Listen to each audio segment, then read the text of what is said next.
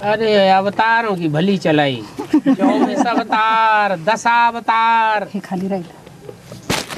सिखों में भी 10 गुरु माने गए हैं। जैनी लोग भी कितने अवतार मानते हैं? 24 अवतार मानते हैं। अब भगवान एक होगा या 24 होंगे? एक ही है। सत्य एक होता है या सत्य अनेक होते हैं? सत्य तो एक होता है। इसलिए कहते हैं God is one, God is truth. और दुनिया में सब झूठे बन जाते हैं। क्या? इस दुनिया में आकर के आत्माएं सच्चखंड से आती हैं और नीचे आकर क्या बनती जाती है? सच से झूठ बनती जाती है। झूठ खंड में सब झूठ हो जाते हैं। इसलिए कहते हैं एक सतगुरु से सदगति और अनेक झूठे मनुष्य गुरुओं से दुर्गति। तो 24 अवतारों में नहीं जाना चाहिए, 10 अवतारों में नहीं जाना चाहिए। एक मिल गया तो क्या है? क्योंकि दुनिया में 10 धर्म हैं, छोटे बड़े सब मिला करके मुख्य मुख्य। तो उन 10 धर्मों के 10 ही बीज हैं। उनको भगवान के रूप में प्रत्यक्ष कर दिया संसार में। लेकिन 10 तो भगवान नहीं हो सकते।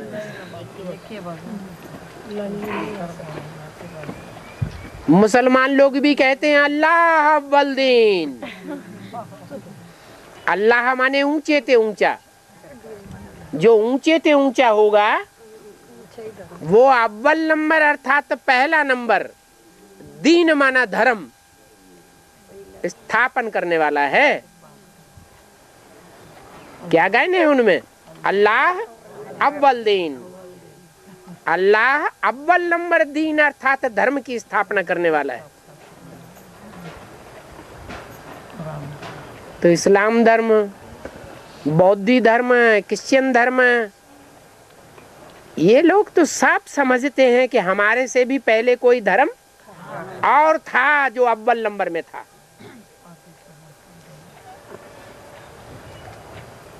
तो जो 24 अवतार हैं उनमें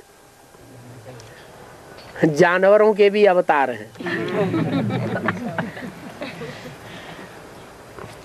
कोई घोड़े का अवतार, कोई शेर का अवतार, कोई कछुए का अवतार, कोई मगरमच्छ का अवतार। अरे भगवान पढ़ाई पढ़ाने के लिए आवेगा, गीता ज्ञान सुनावेगा, गीता ज्ञान से सबकी सदगति करेगा तो मनुष्यों को सुधारेगा या जानवरों को सुधारेगा? ज्ञान सुनावेगा।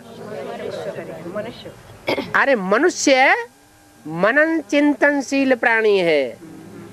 जानवर कोई मनन चिंतन मंथन नहीं करते। जानवरों को तो आवेग आता है और अपना काम कर लेते हैं। ये नहीं देखते इसका अंजाम क्या होगा। और जो मनुष्य होते हैं वो तो सोचते हैं। ईश्वरीय ज्ञान सुन करके सोच में पड़ जाते हैं कि क्या करने से हमारी सदगति होगी और क्या करने से दुर्गति होगी। सोच करके समझ करके फिर कदम उठाते हैं। मनुष्यों में भी नंबरवार है कि एक जैसे है? असली मनुष्य तो वो है जो एक बार गलती करे फिर दोबारा गलती न होवे, तो है असली मनुष्य।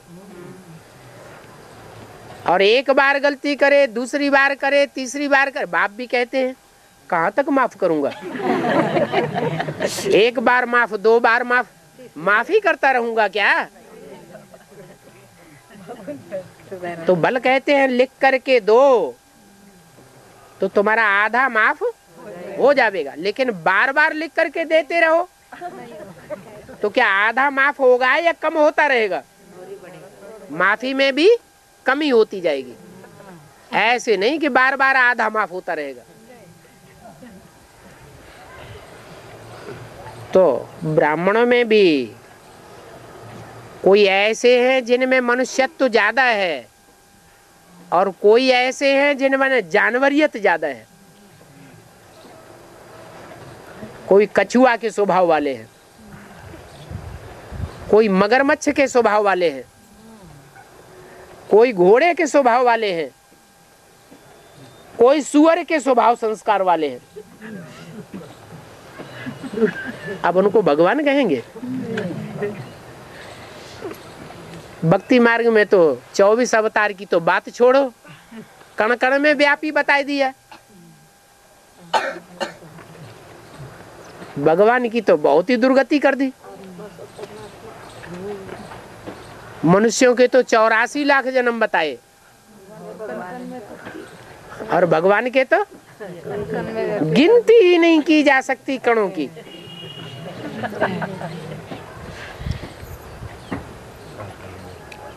तो 24 अवतार और 10 अवतार, इनमें बुद्धि भरमाने की दरकार नहीं है। यहाँ तो एक ही सत्य है।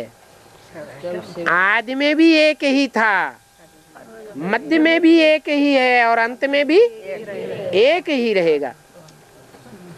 हम दो बाप को मानने वाले बच्चे नहीं हैं। हमने तो एक को माना है और अंत तक एक को ही मान करके रहेंगे। ऐसे नहीं अंधश्रद्धा से माना है। अंधश्रद्धा अंधविश्वास बात अलग होती है और श्रद्धा विश्वास अलग बात होती है। हमने तो जो भी माना है वो ज्ञान की बुद्धि की तराजू पर तौल करके माना है। और बाबा 1936 में सेवकराम प्रजापिता द्वारा जो राजस्व अविनाशी रुद्र ज्ञान यज्ञ की स्थापना की जाती है, तो एक अव्यक्तवाणी में बोला है, अव्यक्तवाणी 28:177, इस महायज्ञ में पुरानी दुनिया की आहुति पड़ने के बाद यज्ञ समाप्त हो जाता है। तो इस रुद्र ज्ञान यज्ञ को अविनाशी क्यों बोला हुआ है? 100 साल के बाद तो खत्म हो जाता है। पुरानी दुनिया की आहुति होती है, उससे पहले नई दुनिया, नया अंकुर फूट जाता है कि नहीं? इसलिए अविनाशी कहा। पुरानी दुनिया पहले खत्म कर देते हैं कि पहले नई दुनिया की स्थापना हो जाती है? पहले नई दुनिया की स्थापना हो जाती है, फिर पुरानी 500 करोड़ की दुनिया खलास कर देते हैं। इसलिए अविनाशी है, इसका विनाश टोटल नहीं हो सकता। हाँ। पृथ्वी का टुकड़ा टूट के चंद्रमा बन गया और वो प्रशांत महासागर बन गया। फिर विनाश के बाद फिर वो ये चंद्रमा और पृथ्वी एक हो जाएगी क्या? तो टुकड़ा अर्ध विनाश होता है तो अर्ध विनाश में वो टुकड़ा अलग हो जाता है और पृथ्वी की धुरी चेंज हो जाती है। चेंज हो जाने से रात और दिन दोनों चालू हो जाता है। उससे पहले देवताओं की रात होती ही नहीं थी। रात को उन्हें बत्ती, बिजली और बिजली के कारखाने बनाने की दरकार नहीं थी। फिर विनाश के बाद वो जो चंद्रमा है वो अलग ही रहेगा कि एक हो जाएगा? अरे ये सारे ग्रह जो हैं वो विनाश में टकराते हैं, वो तो जड़ ग्रह हैं। अभी जो चैतन्य बीज रूप आत्माएं हैं और जो आधार मूर्त आत्माएं हैं सारी सृष्टि की, वो टकराने के कगार पर दिखाई पड़ रही है या नहीं पड़ रही है? दिखाई पड़ रही है। तो वो तो बाद में टकराएंगे। पहले कौन टकराते हैं? पहले तो चैतन्य टकराते हैं। परिवर्तन चैतन्य करेगा या जड़ अपने आप परिवर्तन हो जाएगा? वो नवग्रह, चांद, सितारे वो जड़ हैं और ये हैं धरती के चैतन्य सितारे। इनके ऊपर सारा मदार है सृष्टि के परिवर्तन का। और बाबा वो है ना भक्ति मार्ग में ना हद में क्या बोलते हैं, जाके बैकुंठ में जन्म लेना। तो बैकुंठ में जन्म किधर होते हैं? जो मरते हैं ना, वो तो बात बोल रहे हैं ना बाबा, खुद ही मुरली में बोल रहे, तुमने कोई नई बात थोड़ी बोली। बाबा खुद ही कहते हैं नरक में मरेगा तो कहाँ जन्म लेगा? नरक में ही जलेगा। स्वर्ग है कहाँ जो स्वर्ग में जन्म लेगा? अगर स्वर्ग में मरेगा तो स्वर्ग में जन्म लेगा। पतित दुनिया में सब पतित होते हैं और पावन दुनिया में सब पावन होते हैं। तो पतित दुनिया में जो मर रहे हैं लोग कह देते हैं स्वर्ग पधारा, तो कह देने से कोई स्वर्ग पधारा हो जाता है? ये तो भक्ति मार्ग की रस्म रिवाज है। स्वर्ग पधारा है कहाँ की यादगार? ये संगम युग में जब बाप आते हैं तब हमको सिखाते हैं जीते जी मर जाओ।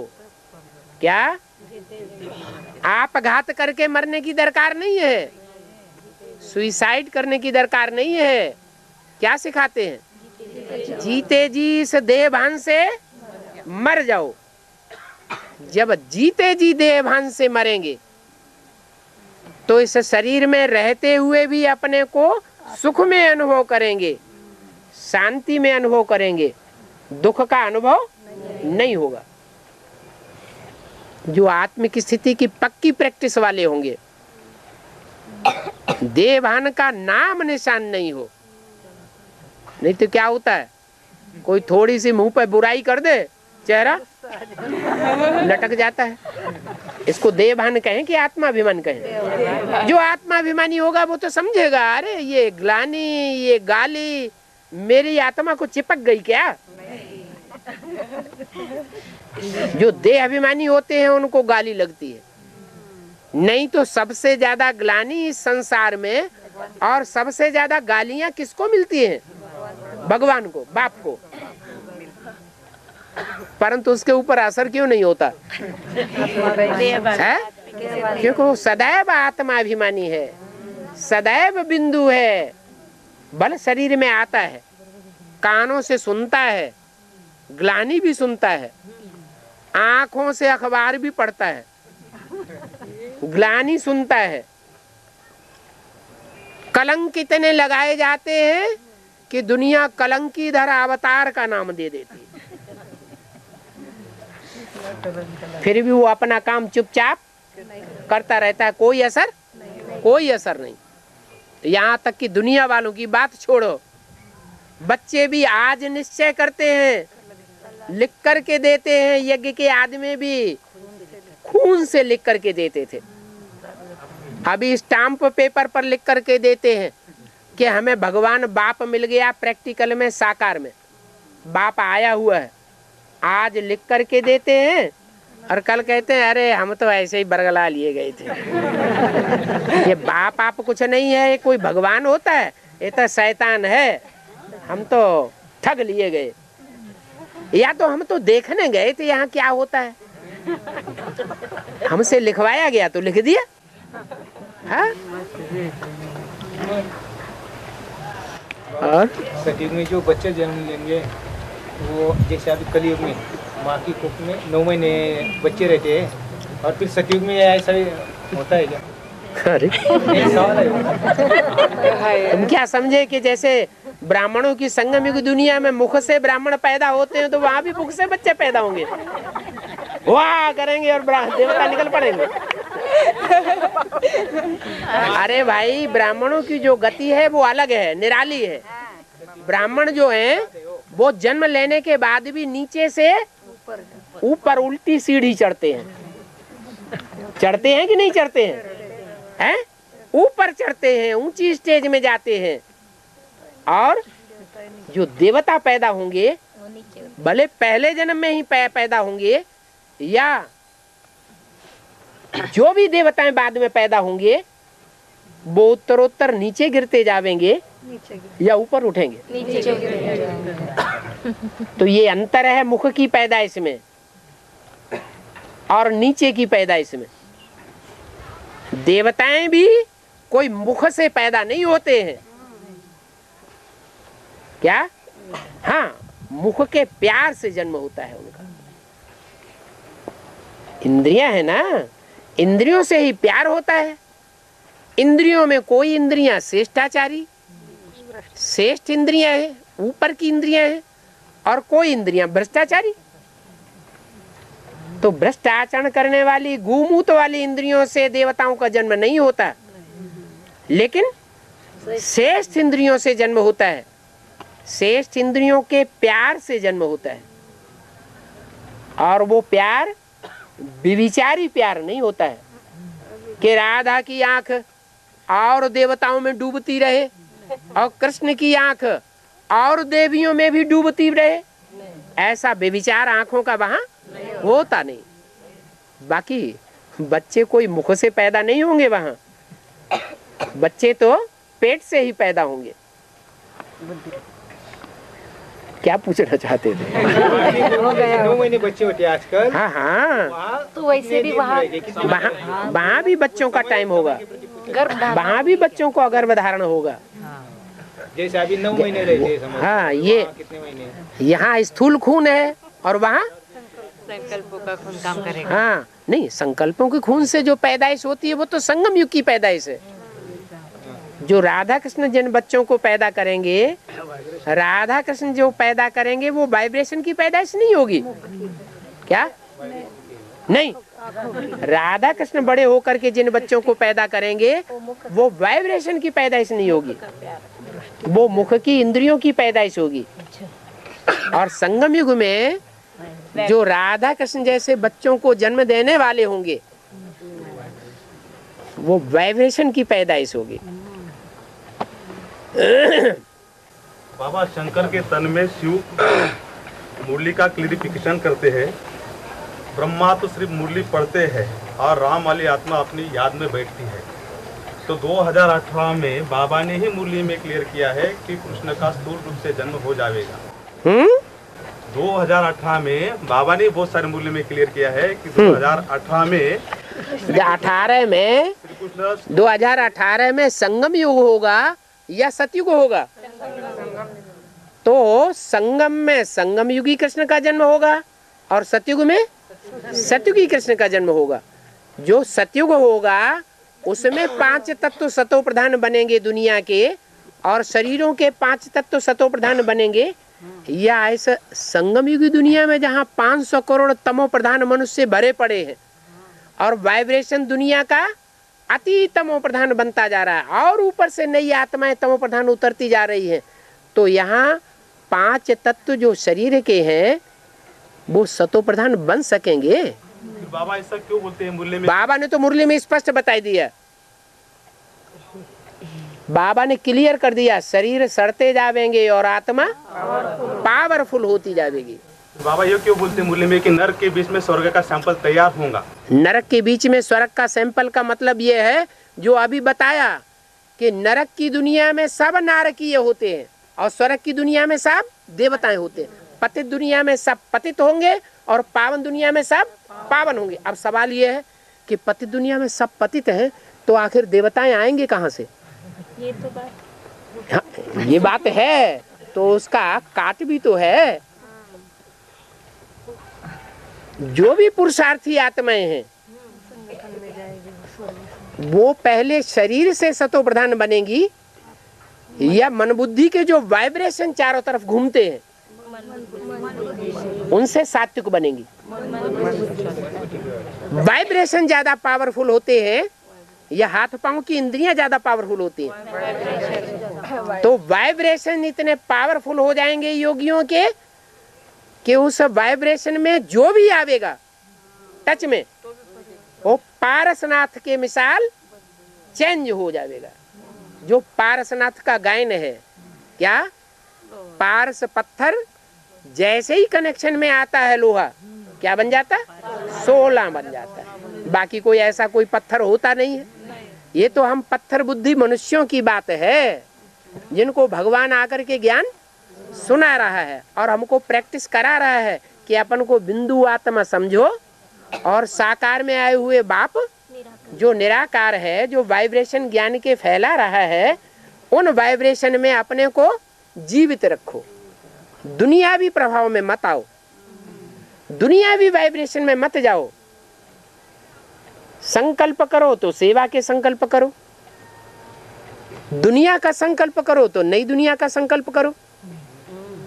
देखना है तो आत्माओं को देखो, कैसी भी आत्मा है वर्तमान में भले तमो प्रधान गाली दे रही है, ग्लानि कर रही है, लेकिन इसके सात्विक स्वरूप को देखो। ये क्या थी तो हमारे वाइब्रेशन कैसे बन जाएंगे?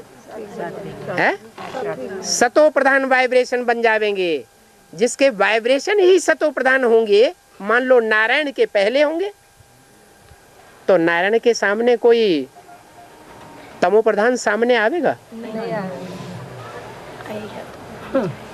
जो नर से नारायण जैसी स्टेज धारण करते जावेंगे, उनके सामने कोई भी दुख देने वाला आ नहीं सकता। ये आत्मा का प्रभाव होगा। तो ऐसे वाइब्रेशन वाली आत्माएं जब संगठित हो जाएंगी, समझो माउंट आबू में हो या जमुना के कंठे पर हो, तो पुरानी दुनिया के बीच नई दुनिया का नजारा देखने में आवेगा या नहीं आवेगा? आवेगा। अभी भी ढेर सारे मिनी मधुबन खुले हुए हैं। क्या समझते हैं सबका वाइब्रेशन एक जैसा होगा?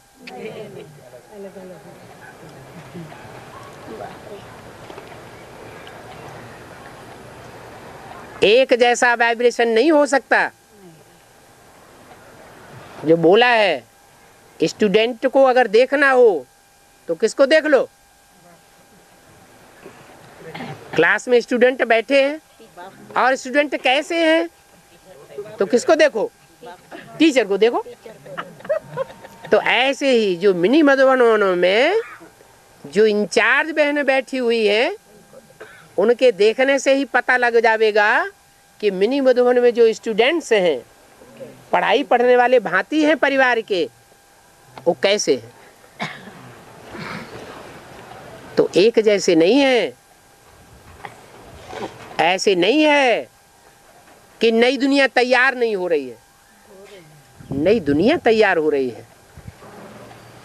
आत्माएं पावरफुल तैयार हो रही हैं, एक के डायरेक्शन पर चलने वाली तैयार हो रही है।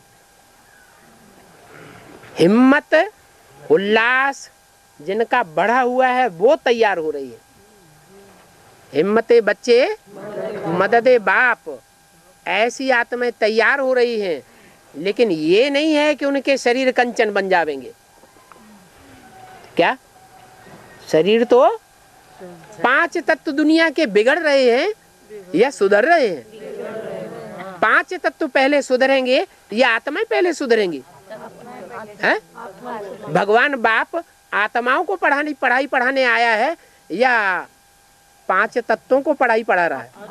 5 तत्व तो जड़ है, ये शरीर भी जड़ है। ये शरीर में योग बल की इतनी ताकत भर जाए कि आत्मा अलग और देह अलग दिखाई दे। जब ऐसी स्टेज बन जाएगी तो ये मोबाइल आदि की दरकार नहीं रहेगी।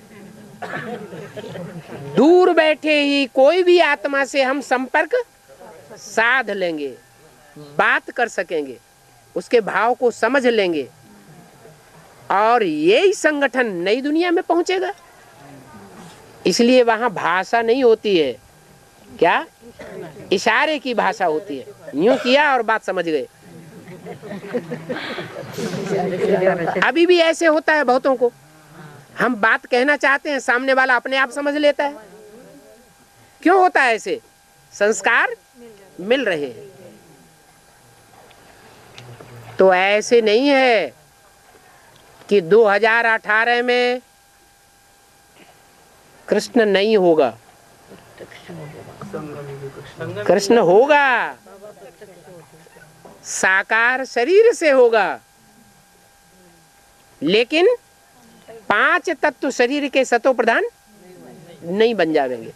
हाँ, जो सूक्ष्म शरीर है वो खत्म हो जाएगा। नहीं, जो सूक्ष्म शरीर है वो संसार में बढ़ता जाएगा, क्योंकि अकाले मौत बढ़ती जाएगी। कृष्ण वाली आत्मा की कृष्ण वाली आत्मा तो बीज रूप स्टेज में आ गई, संपन्न वो बन जाएगी ना। वो शरीर से कर्म करने वाली है बाबा ना, स्थूल शरीर 5 तत्व का है। वो फरिश्ता होगी। जो कृष्ण वाली आत्मा होगी वो फरिश्ताई स्टेज में होगी, या स्थूल शरीर को देह को धारण करने वाली देहधारी होगी, फरिश्ताई स्टेज में होगी। हाँ जी, स्थूल शरीर 5 तत्व पर का है। एक बात, वो कोई भाई अभी बोल रहे थे, उनको समझ में आ गई बात। हाँ जी, और स्थूल शरीर 5 तत्व का है। हैं? स्थूल शरीर पृथ्वी, आप, तेज, वायु, आकाश 5 तत्व का है। हाँ जी, तो सूक्ष्म शरीर सूक्ष्म शरीर कोई स्थूल तत्व थोड़े ही उसमें, कौन सी तत्व का है? वो तो लाइट है।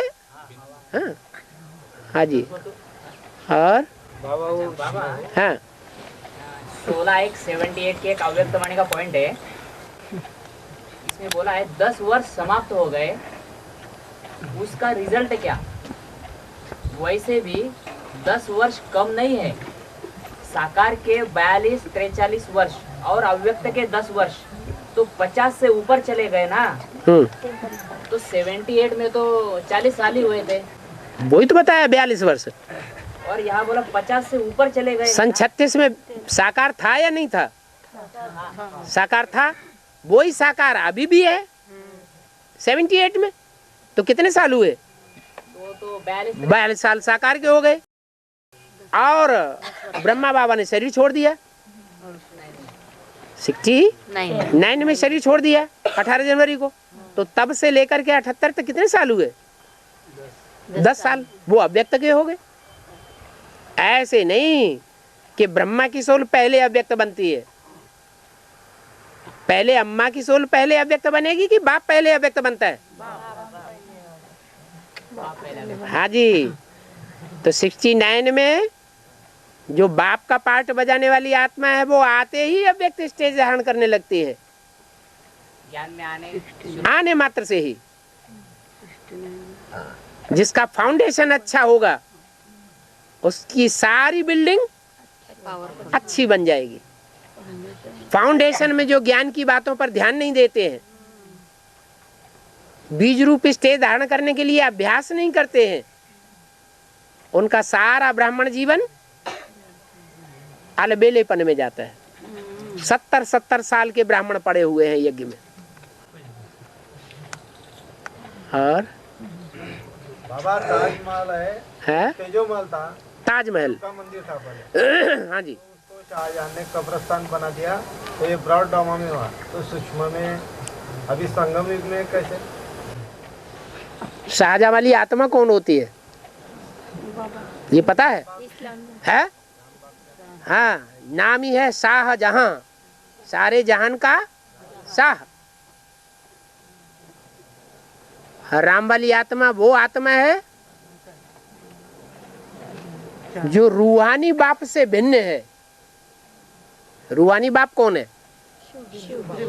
बिंदु बिंदु आत्मा का बाप शिव ज्योति बिंदु।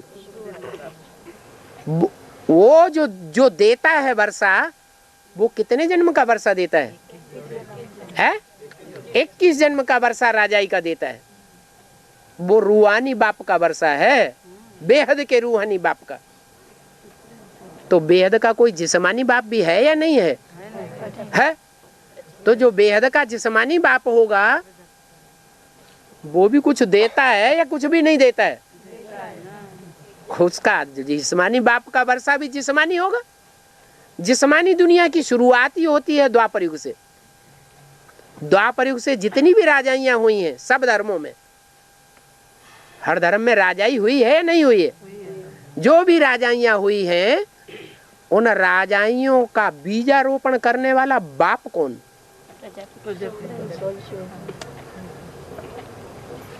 मैं तुम्हारी राजधानी स्थापन करता हूं। और बोलने वाला एक है या दो है? है तो एक। वो 21 जन्म की राजाई स्थापन करता है। और जो दूसरा है वो मनुष्य सृष्टि का बाप है। इसलिए हर धर्म का धर्म पिता जो आता है वो राजधानी स्थापन नहीं करता। उनके अंदर संस्कार ही नहीं है राजधानी स्थापन करने के। किनके अंदर? धर्म पिता हूँ। वो डायरेक्ट बाप से आकर के राजाई की पढ़ाई पढ़ते हैं क्या? नहीं पढ़ते। कौन पढ़ता है? राजाई की पढ़ाई सबसे जास्ती कौन पढ़ता है? राम बाप। तो वो ही राम बाप जो है वो जिस्मानी बाप है या रूहानी बाप है? जिस्मानी बाप है। तो जो जिस्मानी राजाइयां हुई हैं उनका फाउंडेशन डालने के लिए वो बाप निमित्त बनता है।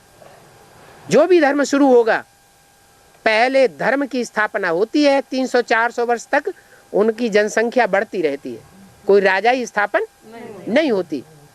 फिर जब टाइम आता है तो वो ही बीज बाप, जिसको कहा जाता है बाप दादा, क्या चाहे बौद्धी धर्म हो या कोई भी धर्म हो। मान लो बौद्धी धर्म है तो महात्मा बुद्ध की आत्मा ऊपर से आती है, बौद्ध धर्म स्थापन करती है। किसके द्वारा? सिद्धार्थ के द्वारा। तो सिद्धार्थ हो गया आधार मूर्त, अम्मा क्या हो गई? बौद्ध धर्म की माँ। फिर उसका बाप कौन? जो सिद्धार्थ का बाप है वो शुद्धोधन है, वो हो गया बाप। उसको जन्म किसने दिया? शुद्धोधन ने। और फिर शुद्धोधन का बाप कौन? डाडे कौन? डाडे है बिंबसार।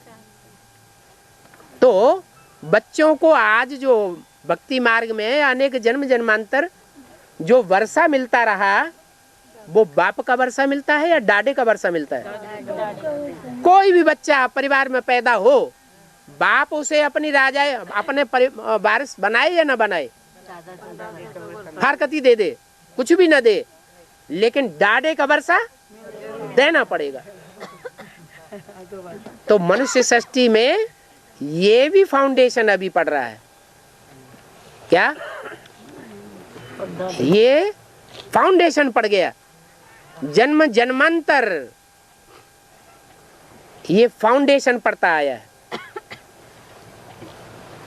कि हर धर्म में जब जनसंख्या बढ़ जाती है तो वो राम वाली आत्मा अपना ग्रुप लेकर के वहां जाकर के जन्म लेती है उस धर्म में। जैसे कोई कहे क्यों जन्म लेती है, ये तो बनी बनाई बात है। नहीं, जैसे सिद्धार्थ था, शुद्धोधन राजा ने सिद्धार्थ को देश निकाला, दे दिया, दिया ना, हिस्ट्री में है ना। आखिर बाप है, धर्म पर पक्का था, अपना धर्म नहीं छोड़ा। धरत परिय पर धर्म न छोड़िए, धर्म नहीं छोड़ा, भले बच्चा छूट गया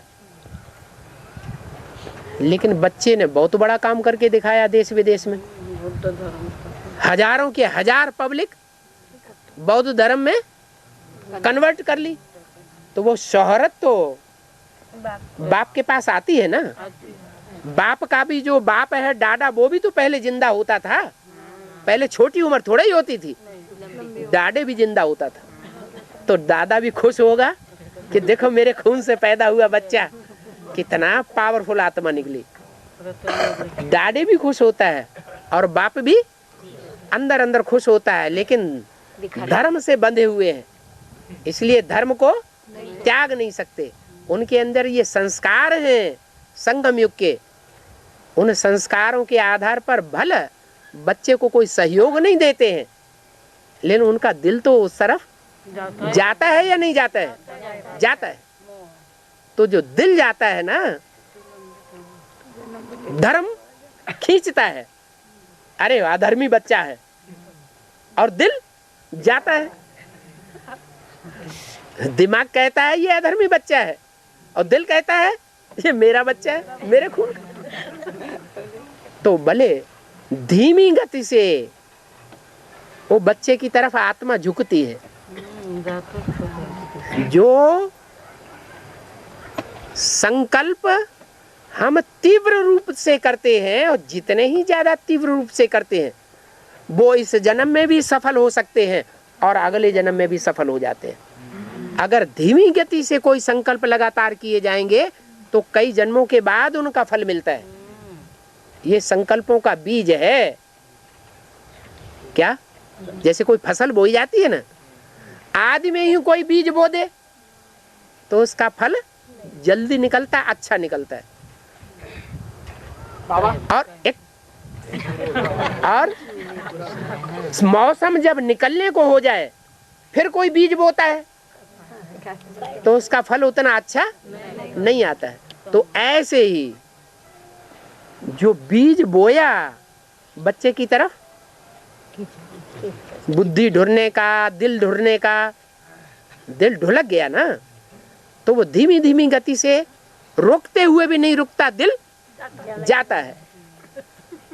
दिल को रोक नहीं सकता कोई। तो वो 200-400 वर्ष के बाद जब उस धर्म की बहुत पैदाइश हो जाती है, बहुत जनसंख्या बढ़ जाती है, तो वो आत्मा वहां जाकर जन्म लेती है। और वो इतनी पावरफुल आत्मा है जिसमें राजाई के संस्कार भरे हुए हैं, असल सूर्यवंशी आत्मा है ना।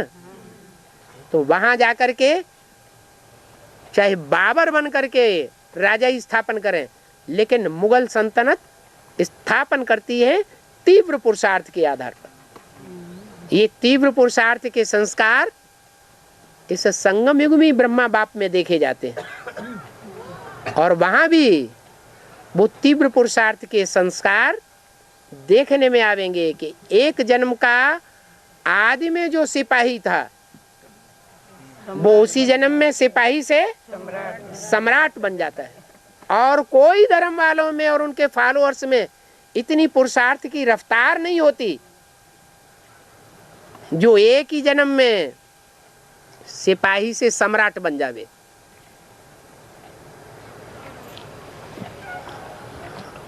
ऐसे ही हर धर्म की भी बात है। नहीं, वो ताजमहल को कब्रिस्तान कर दिया ना। अरे ताजमहल नहीं था उस समय, उसका नाम भी ताजमहल नहीं था, वो तो शिव का मंदिर था। बाद में शाहजहां जो था वो शाहजहां ने जन्म लिया ना। शाहजहां कौन सी आत्मा है? जो बाबर वाली आत्मा है। जब बीजारोपण करेगी तो फसल काटेगी नहीं। मुगल सल्तनत का सबसे ऊंची स्टेज की राजाई कौन सी थी? कौन से राजा की थी? नहीं, बाबर ने तो बीज बोया मुगल सल्तनत का, सिपाही से सम्राट बना और मुगल राज्य शुरू हुआ। लेकिन चढ़ती कला का आखिरी स्टेज वाला राज्य कौन सा था मुगलों का? शाहजहां। आगरे का किला बनाया, फतेहपुर सीकरी बनाया, दिल्ली का किला बनाया और बहुत अच्छा शासनकाल रहा। तो बीज भी बहुत बोता है, मध्य में भी वो ऊंची स्टेज में है और लास्ट में गिरनी काला जब आती है तो गिराने के निमित्त भी वो ही बनता है। सुषमा में शूटिंग कैसी होती है? हाँ जी, माने कोई सुषमा में आदि कैसी होती है? क्या शूटिंग संगम युग में शूटिंग किस ढंग से होती है? संगम युग पर इसकी शूटिंग क्या होती है? तेजोमहल को कब्रिस्तान बना दिया शाहजहां, तो अभी कैसी होती है प्रैक्टिकल में? दिल्ली कब्रिस्तान बनती है या नहीं बनती है? हैं? बनती है। पहले पुरानी दिल्ली कब्रिस्तान बनेगी या नई दिल्ली कब्रिस्तान बनेगी? पुरानी दिल्ली बनती है। पुरानी दिल्ली में पार्ट किसका है? ब्राह्मणों की संगम युग दुनिया में एडवांस में कौन है? पुरानी दिल्ली है। एडवांस पार्टी जब शुरू हुई तो फाउंडेशन पुरानी दिल्ली से पढ़ना शुरू हुआ या नई दिल्ली से पढ़ना शुरू हुआ? कौन है पुरानी दिल्ली? हाँ, जो यमुना नदी है वही पुरानी नदी है, वही पुरानी दिल्ली है। नई दिल्ली तो लाल पत्थरों की बनी हुई है, रजो प्रधान है। और पुरानी दिल्ली जामा मस्जिद हे मिस, जिद करने वाली मिस, तू जा जा। गटर में गिर जाके। तो कब्रिस्तान बनेगी या परिस्तान बनेगी? परिस्तान में ऊंची स्टेज होती है या कब्रिस्तान में ऊंची स्टेज होती है? हैं? परिस्तान में ऊंची स्टेज होती है, उड़ती हुई स्टेज। कब्रिस्तान में तो जमीन में दबी हुई स्टेज होती है, देहाभिमान की मिट्टी में। जहां से कृष्ण का जन्म हुआ, कृष्ण का जन्म जेल में हुआ, 5 विकारों की जेल में हुआ या बाहर हुआ? जेल में हुआ। और हाँ, नए संगठन में जाने के लिए निष्ठम वो आप बताया बाबा ने, तो इसकी पहचान है? पेपर कैसा होगा उसका? पेपर कैसा होगा? जब से ज्ञान में आएगा तब से उसे ज्ञान के अलावा, सेवा के अलावा कुछ दिखाई नहीं पड़ेगा। ना अम्मा बाप दिखाई पड़ेंगे, ना भैया बंधु दिखाई पड़ेंगे। क्या दिखाई पड़ेगा? बाप और बाप की सेवा। बाबा, हाँ, वो त्रिमूर्ति का चित्र है, उसमें ब्रह्मा द्वारा स्थापना बोली है, उसका पाठ हो गया ब्रह्मा द्वारा। विष्णु का पाठ बाकी है, शंकर का पाठ अभी चालू है। फिर विष्णु का 2 नंबर में क्यों बताया है? ब्रह्मा का पाठ खत्म हो गया। अव्यक्त वाणी में तो बोला ब्रह्मा का पाठ स्थापना के कार्य में अंत तक नुदा हुआ है। साकार का खत्म हो गया है ना। अरे साकार में भी ब्रह्मा नहीं है तो ब्राह्मण कहाँ से पैदा हो रहे हैं? वो पाठ तो चालू है। अरे कभी कहते चालू है, कभी कहते खत्म हो गया। अरे तीनों मूर्तियां जो बनी हुई हैं उनकी यादगार 3 कपड़ों का झंडा है, और 3 कपड़ों का झंडा साथ साथ सिला हुआ है या एक कपड़ा कोई अलग किया जा सकता है? उसका पाठ तो अभी नवंबर में हाँ, प्रत्यक्ष नहीं हुआ। ये कहो फिर कि पहले ब्रह्मा का पाठ, ये बताना चाहिए था ना। फिर शंकर का पाठ, फिर लास्ट में विष्णु का सेकंड पाठ। में क्यों बताया? थर्ड में क्यों नहीं कार्य बताया? तो अंतों में है, तो फिर सेकंड में क्यों? अच्छा नहीं लगता दिखाइए। जैसे त्रिमूर्ति रखी जाए, ब्रह्मा बैठा है, शंकर जी बैठे हैं। प्रैक्टिकल होना चाहिए ना। हाँ, तो प्रैक्टिकल में ही तो है। विष्णु बेसिक नॉलेज में भी खड़ा हुआ है, गिरा हुआ नहीं है, बैठा हुआ नहीं है। और विष्णु एडवांस में भी खड़ा हुआ रहेगा, इसलिए बीच में दिखाया गया है। मीडियम स्टेज है, ना ज्यादा ऊंचा और ना ज्यादा नीचा। विनाश कब होगा? विनाश कब होगा? जब तुम्हारे पुराने संस्कारों का विनाश होगा तो विनाश होगा। अच्छा बाबा, हाँ। संगठन में श्रेष्ठ आत्माओं के जो पार्ट डिक्लेयर होते हैं, तो डिक्लेयर होने के बाद उनकी डाउन स्टेज में आने की संभावना होती है क्या? पार्ट डिक्लेयर होने से कोई पक्का नहीं हो जाता एकदम। जैसे कोई ICS पास कर ले, IAS पास कर ले, इंडियन एडमिनिस्ट्रेटिव सर्विस में पास हो जाए, ट्रेनिंग भी पूरी कर ले, तो क्या उसको सीट मिल जाती है उसी समय? है? नहीं मिलती ना। तो ऐसे ही डिक्लेयर हो गया रिजल्ट। क्या अब जब तक सीट पे सेट होकर के न दिखाए तब तक बात नहीं मानी जाएगी। उतने समय तक तो उमंग उत्साह उसका देखने वालों को देखने में आए कि ये सीट पर सेट है, तभी फिक्स माना जाएगा। फिर तभी माना जाएगा। जैसे अभी तब तक प्रैक्टिकल परीक्षा देनी पड़े। थ्योरेटिकल परीक्षा हो जाती है पहले, बाद में प्रैक्टिकल परीक्षा भी होती है। नहीं तो सन 76 में बाप का प्रत्यक्षता वर्ष हो गया। कहें कि नारायण बन गया, विश्व का बादशाह बन गया। फिर तो जैसे पहले मणके के लिए वैसे बाकी 8 मणकों के लिए भी। उसके डाउन स्टेज में आने की संभावना तो सुप्रीम कोर्ट की प्रविष्टा होने के कारण ना के बराबर ही तो होती है ना। हाँ, उसको छोड़ करके दूसरी आत्माएं को, दूसरी आत्माएं शूटिंग पीरियड में, जो शूटिंग पीरियड चल रहा है, इस शूटिंग पीरियड में शूटिंग होगी या नहीं होगी? है? हाँ, तो जिन आत्माओं ने 84 जन्म सहयोग देने का पार्ट बजाया होगा, वो यहाँ भी लंबे समय तक सहयोग देंगी या नहीं देंगी? हैं? और जिन आत्माओं ने, ब्राह्मण आत्माओं ने ही द्वापर के आदि में ही कन्वर्ट होकर के इस्लाम धर्म में चले गए।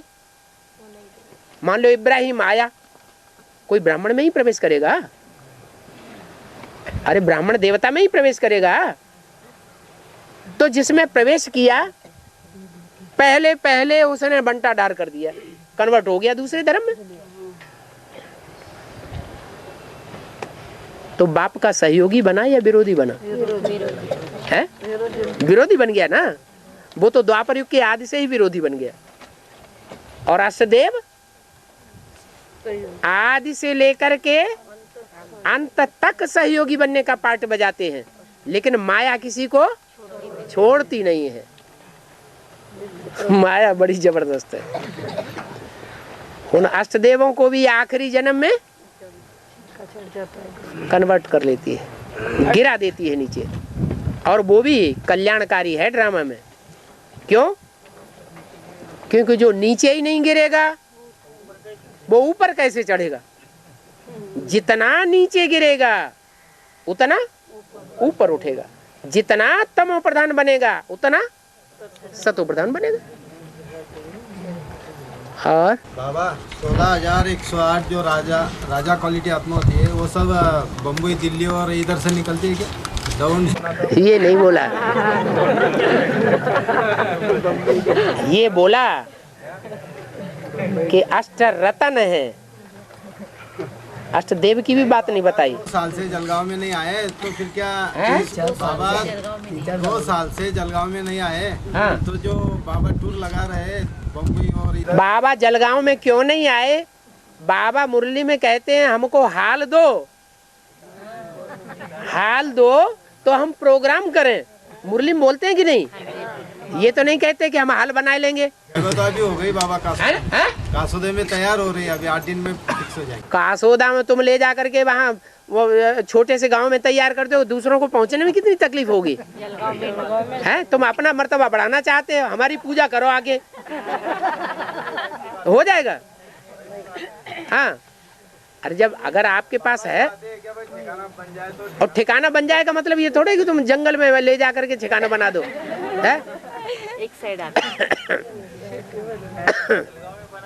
हैं? जलगांव में बनाओगे? क्यों? जलगांव में बना सबके लिए अच्छा होगा।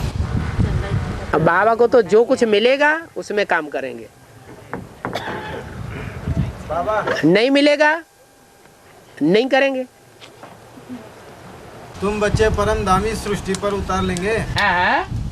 तो जब कृष्ण जन्म होता है 2018 में 2018 में कृष्ण जन्म, कौन से कृष्ण का जन्म होता है? हाँ, संगम युगी कृष्ण का जन्म होता है। तो जब गलत फहमी नहीं हो जाना चाहिए।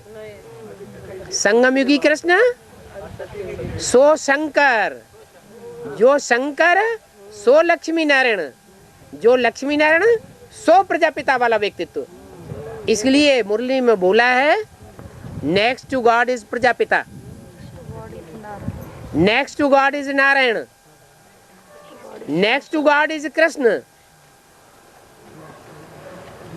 बोला कि नहीं बोला? तो ये एक ही व्यक्तित्व के नाम है। मतलब कृष्ण के जो मंदिर बने हैं बाबा, हाँ जी, मतलब कृष्ण के जो मंदिर अभी भक्ति मार्ग में बने हैं, क्या वो शंकर वाले आत्मा के ही है या दादा लेखराज वाले आत्मा के? एक ही शरीर में 2 आत्माएं हैं या नहीं? फिर नाम किसी का एक का दिया जाए ना, उसी को एक राम का नाम दिया जाए या शिव मतलब कृष्ण का नाम? संगम युगी कृष्ण जो गीता में भक्ति मार्ग में नाम पड़ा है वो कौन सा कृष्ण है? संगम युगी कृष्ण नहीं। बताओ कौन सा है? संगम युगी कृष्ण है, वो बाप का नाम है। और जो सतयुग में जन्म लेगा वो बच्चे का नाम है। फिर भी दादा लेखराज वाली आत्मा तो शिव बाबा मतलब शंकर वाले तन के द्वारा तो कार्य कर रही ना, कर रही है, लेकिन समझ रही है। अंत में जाके तो समझेंगे ना। जब अंत में समझेगी तो अंत में जन्म लेगी, अंत में प्रत्यक्षता होगी कि पहले हो जाएगी। ये जो गायन है क्या विदेशी लोगों में हाँ, लार्ड कृष्ण जो है वो लार्ड राजा को कहा जाता है या बच्चे को कहा जाता है? समझदार को कहा जाता है या बेसमझ को कहा जाता है? मतलब ये भी जो मान्यता है तो फिर ये राम वाले आत्मा की है या कृष्ण वाले आत्मा की है? जो कृष्ण के भक्त होंगे वो कृष्ण को महत्व दे करके द्वापर युग में उनको पूजा करना शुरू कर देंगे, मूर्तियां बनाना शुरू कर देंगे, वो उन्हीं को ही मानेंगे। जो राम के भक्त होंगे वो राम को ही मानेंगे, जो गणेश के भक्त होंगे वो गणेश को ही, जो देवी के पुजारी होंगे वो देवी को ऊपर कर देते हैं, ब्रह्मा विष्णु शंकर को नीचे कर देते हैं, उनकी बेइज्जती कर देते हैं। इन बातों में जाने से कोई फायदा नहीं। अभी संगम युग में हम ये समझते हैं कि नाम आत्मा का होता है या शरीर का होता है? आत्मा का नाम होता है? शरीर पर नाम पड़ता है। जिसका आत्मा का नाम होता है वो सिर्फ एक ही आत्मा है, शिव। मेरा एक ही पक्का नाम है शिव, बिंदु का नाम है शिव, वो नहीं बदलता। और तुम बच्चों के जो भी नाम है वो आत्मा के नाम नहीं है, शरीर के नाम है। और शरीर के आधार पर तुम्हारी भक्ति मार्ग में महिमा होती है। तो बाबा ने आकर के यहाँ क्लियर कर दिया क्या? में जब तक कृष्ण जन्म न हो जाए 2036 में, हाँ, तब तक कोई आत्मा परम धाम नहीं जा सकती। क्या बात कर दी? परम धाम जाकर के फिर आकर के जन्म होगा या परम धाम बाद में जाएंगे? पहले परम धाम जाना फिर वापस आना। तो जब परम धाम का रास्ता पहले शिव परमात्मा किस ढंग से बताएंगे, या फिर शिव परम धाम जाएगा? शिव परम धाम जाएगा, पीछे बच्चे नहीं जाएंगे? शिव बाबा तो बोला है कि मैं स्वर्ग का वर्षा देता हूँ। हाँ, अभी तो बोला कि वाइब्रेशन तुम्हारे ऐसे तैयार हो जाएंगे, मजबूत हो जाएंगे, उस वाइब्रेशन में कोई भी इंटरफियर असुर नहीं कर सकता। तो जब तक वाइब्रेशन की पावर इतनी तीखी होगी, जब तक शिव बाप परम धाम न जाए तब तक कोई आत्मा ऊपर नहीं जा सकती। अरे रामकृष्ण की आत्मा ऊपर जाएंगी कि नहीं शिव के साथ? सब बाराती जाएंगे बाबा। है? लूड़े लंगड़े काने कुब्जे सब जाएंगे। लूले लंगड़े तो वो इसलिए कहे गए कि ज्यादा विकृत बन जाते हैं आखिरी जन्म में। क्या? कोई आंख से ज्यादा विकृत, कोई टांग से ज्यादा विकृत, कोई कान से गंदी गंदी बातें विकृत, कोई मुख से ज्यादा विकृत। तो इसलिए वो नाम पड़ गया कोई मुखहीन विपुल मुख काऊ। बाकी ऐसे नहीं है कि वो श्रेष्ठ आत्मा नहीं है। हाँ, झाड़ के चित्र में शंकर का चित्र बताया ना ऊपर। हाँ जी। तो फिर शिव परम धाम जाएंगे, उसके पीछे पहला बीज शंकर जाएगा। अरे बाप नहीं जाएगा तो पहले, हाँ, बाप के साथ फिर बच्चे की भी आत्मा होनी चाहिए। नहीं कि जब नीचे उतरेंगे तो पहले माँ बाप की आत्मा नीचे उतरेगी अपने शरीर में, या बच्चे का जन्म पहले होगा? माँ बाप की आत्मा पहले उतरेगी। हाँ जी। और बाबा स्वस्तिक के चित्र में ब्रह्मा भी बताया है, और वो उनके साथ और आत्माएं भी जाती हूँ ऊपर जा रही है। तो इसका सृष्टि चक्र का पहले षष्ठी चक्र के चित्र में ब्रह्मा भी बताया जो कांटे दिखाए गए हैं संगम युग में, वो संगम युग के कांटे कितने वर्ष बता रहे हैं? 100 वर्ष बता रहे हैं।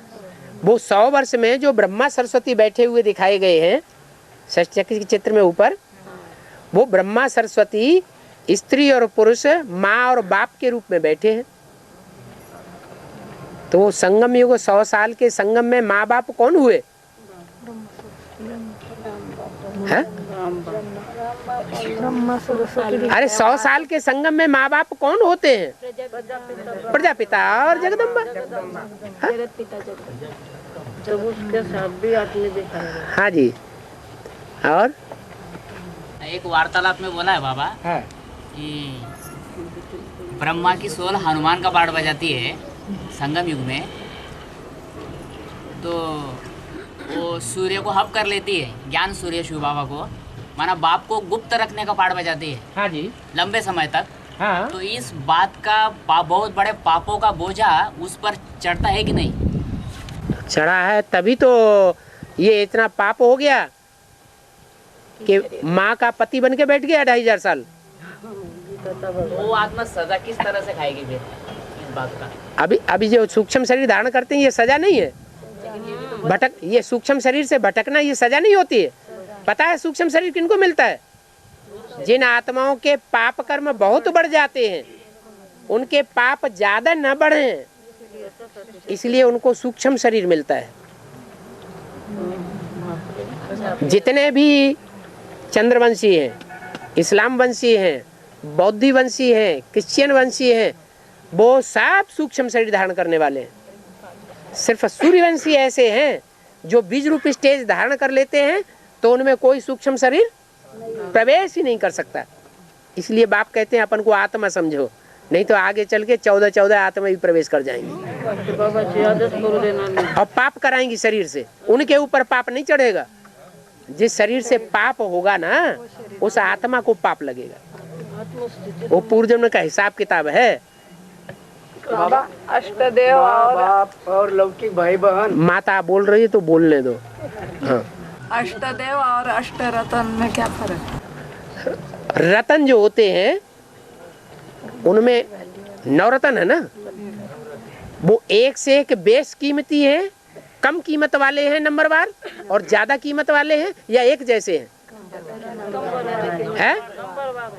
नंबरवार हैं। एक हीरा है तो कोई माणिक है, तो कोई मूंगा है, तो कोई मोती है, कोई पन्ना है।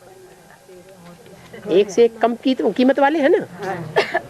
तो जैसे धर्म होते हैं और उनके धर्म पिताएं होते हैं, तो वो एक दूसरे से कम कीमत वाले हैं ना। तो वो धर्म पिताएं हो गए रतन, क्या? और उनमें प्रवेश करते हैं। जो प्रवेश करते हैं उनमें से पहला जो रतन है उसमें हीरा प्रवेश करता है। क्या? पत्थर में क्या प्रवेश करता है? हीरा। उसकी यादगार क्या बनाई गई? सोमनाथ मंदिर। सोमनाथ मंदिर का जो लिंग है वो पत्थर है। किसकी यादगार? पत्थर बुद्धि की यादगार है। और उस पत्थर बुद्धि में कौन प्रवेश किया? हीरा। वो है शिव।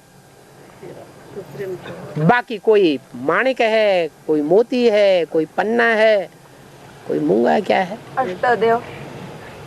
हाँ, तो अभी बताया ना कि जिसमें प्रवेश करते हैं धर्म पिताएं, जिसमें प्रवेश करते हैं, और प्रवेश करने वाले में जिसका जो बाप होता है और उस बाप का भी बाप होता है, उसको कहते हैं पूर्वज। क्या? कैसा जब माने जन्म लेने वाला। कैसा जन्म लेने वाला? सबसे पहले जन्म लेने वाला, असल सनातनी। हाँ, इसमें शरीर जो है प्रवेश करने के बाद कार्य करते या बिना प्रवेश करने के बाद भी कार्य कर सकते? ये बिना प्रवेश किए कार्य करता हुआ उनको दिखाई पड़ेगा जो उनसे प्रभावित होने वाली आत्माएं होंगी। भय का भूत कहा जाता है। जो बीज रूप स्टेज वाली आत्माएं हैं उनको वो सब अनुभव नहीं होगा, कानों से सुनाई भी नहीं पड़ेगा, आंखों से देखने में भी नहीं आएगा। बाबा लौकिक परिवार में माँ बाप भाई बहन अभी ज्ञान समझना नहीं चाहते हैं, और बाबा ने बोला है जो घर का मुखिया एक ज्ञान में चलेगा उसका सारा परिवार चलेगा, तो वो परिवार भी टू लेट का बोर्ड लगने से पहले आ जाएगा ज्ञान में। बाबा ने तो बोला है तुम्हारा पूरा का पूरा परिवार ज्ञान में चलेगा। क्यों? इसलिए चलेगा कि जो परिवार के आपके भांति हैं जानते हैं कि कोई और ज्ञान ले लिया इसने, है? फिर भी आपको घर से बाहर तो नहीं निकाल दिया। नहीं निकाला। इतनी घृणा तो नहीं करते हैं कि आपको घर से बाहर निकाल दें। कौरव तो नहीं है, हैं? कौरव तो नहीं बने ना। आपको प्यार तो करते हैं ना। आप जो घर में सुनाते हैं तो कान बंद तो नहीं कर लेते, मुसलमान तो नहीं बन जाते। अल्लाह अकबर सुनते हैं ना, भले स्वीकार नहीं करते, अभी स्वीकार नहीं करते। हैं? 2 लीटर का बोतल लगने से पहले स्वीकार। हाँ, तो वो आत्माएं जो अभी हमारी बात सुन तो रही हैं, कम से कम भले स्वीकार नहीं कर रही है, और उनके मुकाबले जो बेसिक वाले ब्रह्मा कुमार कुमारी हैं वो क्या कर रहे हैं? सुनी नहीं, कान में उंगली ले। वो सुनते भी नहीं और आपको देखना भी नहीं चाहते, और अपने घर में अपने परिवार में रख भी नहीं सकते, आपको निकाल के बाहर कर देते हैं।